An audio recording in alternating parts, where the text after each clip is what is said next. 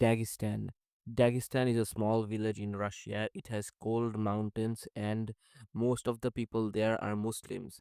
It is mainly well known for MMA, but more importantly, they are well known Sambo game, which they are the best at doing. The late Abdul Manap has been the head coach for most Dagestanis. They trained them from their childhood as brothers, and all of them are well known for their high level wrestling in MMA. Well known fighters have become champion in the UFC, and Dagestan has at this point produced three UFC champions.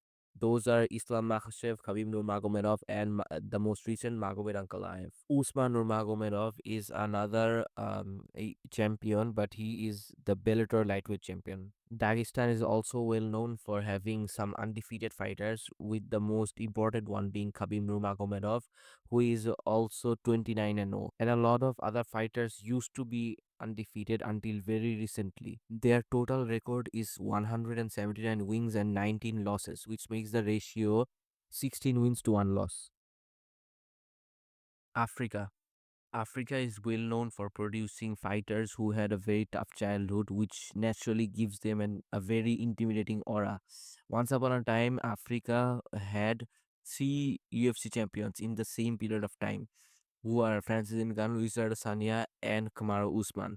But the most recent African champion is Dricus du Plessis, who is dominating the middleweight division and even beat Adesanya in a fight. And even though right now there is only one African champion, most African UFC fighters are going to make it to the Hall of Fame. And Francis Ngannou is considered the baddest man on the planet, and the greatest of all time, Jon Jones, even ducked him for 3 straight years. And after he left the UFC, he went on boxing and he beat Tyson Fury, who was the champion at the time. Brazil. Brazil has produced a total of 22 UFC champions, and a lot of them are considered goats. People like Jose Aldo and Anderson Silva, they are goats to their respective division.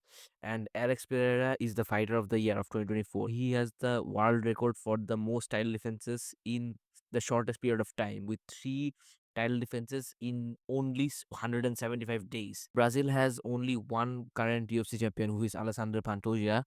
But if Charles Oliveira beats Ilia Topuria in the International Fight Week, then he will also be another Brazilian champion.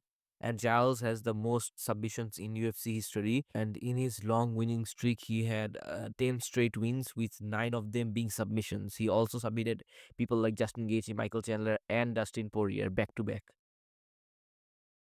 Georgia. Even though Georgia has only 6 fighters in the UFC, they are taking over very fast. They have an insane level of wrestling, which is very different to those of like Dagestan or other types of wrestling. But recently, the two fighters that have been taking over are Ilia Topuria and Merab Dvalishvili. Merab Dvalishvili is the goat of bantamweight, and he destroyed Sean O'Malley and the 18-0 undefeated Umar Nurmagomedov.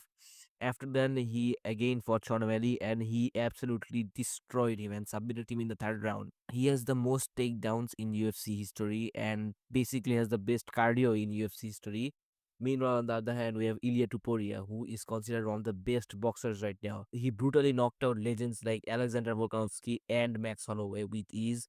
And the power best fighter in the world, Islam Makhachev, also completely ducked him when he moved up to lightweight to chase double champ. Also, if Ilia Topuria beats Charles Oliveira in the International Fight Week, he will become the fourth ever double champ. The Fighting Nerds. The Fighting Nerds are a group of Brazilian fighters who are all from the same gym, which is the Fighting Nerds. They used to be undefeated with a record of 24-0, but recently Carlos Prates has had their first ever loss against top welterweight contender Ian Gary, making their official record 24-1 with 16 finishes. The fighters are Jean Silva, Carlos Prates, Moai Ricky Orofi, and Cairo Boralho. Even though they are from Brazil, they are technically their own team because they train in a specific gym. Everyone in the team wears their iconic nerdy glasses resembling their team's name, which is the Fighting Nerds. And a lot of MMA journalists predict that they will take over and become champions in the near future. USA.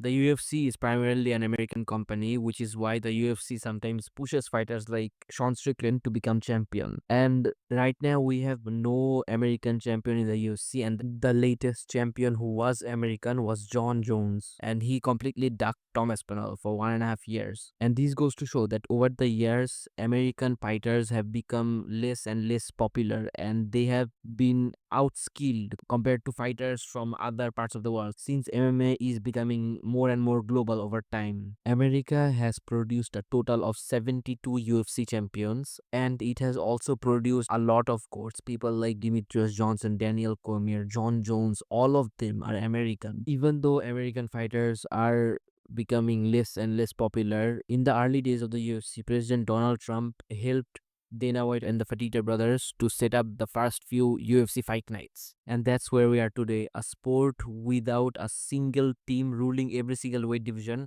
but a very global and international sport with many champions from many different parts of the world.